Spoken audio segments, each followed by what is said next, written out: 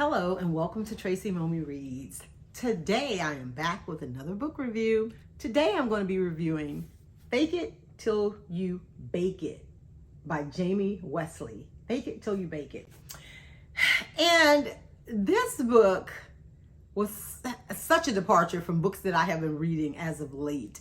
Especially, like the last full book that I read was Time Salvager.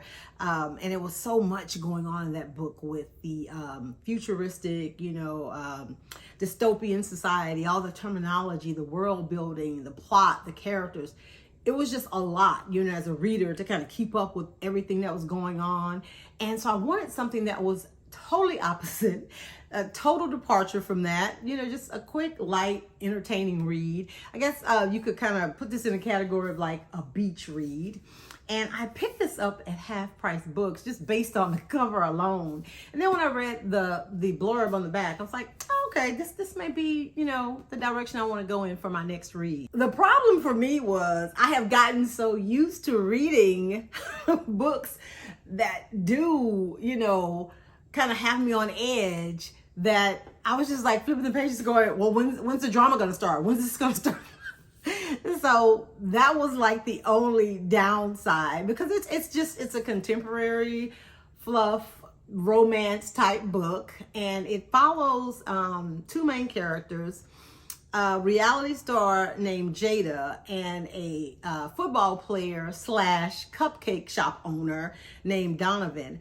And basically what happens is Jada was on this TV show where it sounds like it's kind of like The Bachelor. And so at the end, the guy, and this isn't a spoiler, it's on the blurb, the guy proposes to her and she turns down the proposal on national TV when everybody thought, oh, they were going to get together. And so she became like overnight the most hated woman in America. So she's been kind of living off the grid, struggling, trying to get her life together. And long story short, she ends up going into Donovan's shop and eventually ends up working there at the shop. And initially, the two of them, as in most, tropes like this, they're butting heads and they don't like each other. So, of course, that makes the situation ripe for romance, right? So, because they do end up falling for each other as expected. And the only thing I will say, it met all the expectations, if you will, for a book in this type of category. But we never really got a real explanation, I guess, for why she turned down the guy on the TV show. And she just said something didn't feel right. And I guess that is something that is okay to do. I think that not only in books, but also in real life, when people decide they don't want to do something or they say no or whatever, it's like people feel entitled to a reason or explanation, but if it didn't feel right to her, then she had every right to turn down that guy's proposal. But even as a reader, I was kind of like, I wonder why she really turned him down. And I'm not saying that he was a better choice, because he does show up again in the book. He comes to the cupcake shop. The chemistry between Jada and Donovan, I really did find it believable. A lot of times when you have enemies and lovers or love-hate tropes like that, a lot of times putting those characters together seems forced. But it was a natural progression, although it was very quick, because all of this probably took place over a matter of like a couple of weeks or maybe a month before they were like, head over heels in love. But, would you have it any other way with a romance book? Yeah, so things were moving pretty fast with them. It was, like I said, it was pretty formulaic, a light, quick read. I can tell already by the way that this book ended, it's going to be a sequel.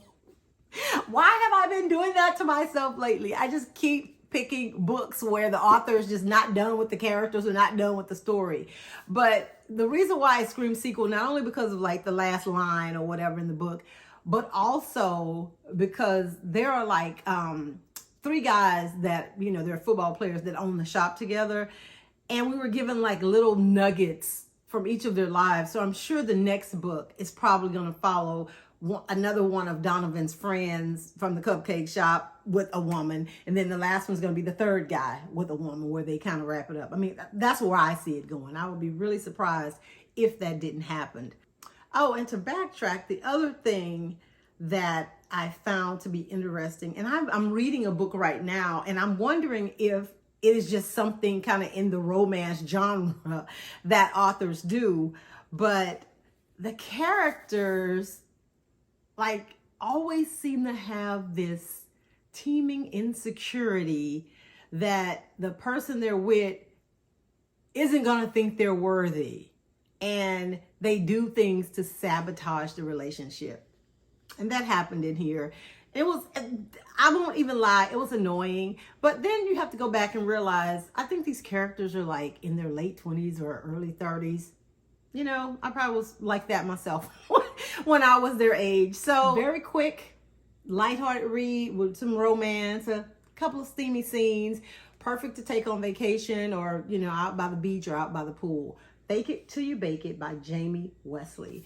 If you've read Fake It Till You Bake It, I would love to know what your thoughts were. Let me know in the comments below. Thank you so much to everyone that has subscribed to my channel. And speaking of subscribers, don't forget about the giveaway that I am doing for the book that I have pulled together with all of my Kindle Vella stories. And it's called Love and Politics, and you just have to be a subscriber in order to be entered. And I will be making the announcement on Monday, August 1st, as to who the winner is. But again, it's only for subscribers, so you have to subscribe if you want to be entered. Thanks so much for watching, guys. Make sure that you like this video and click on the notification bell so that you can be notified whenever I post a video. And you definitely want to be notified if you're the winner of the giveaway. See you next week. Bye.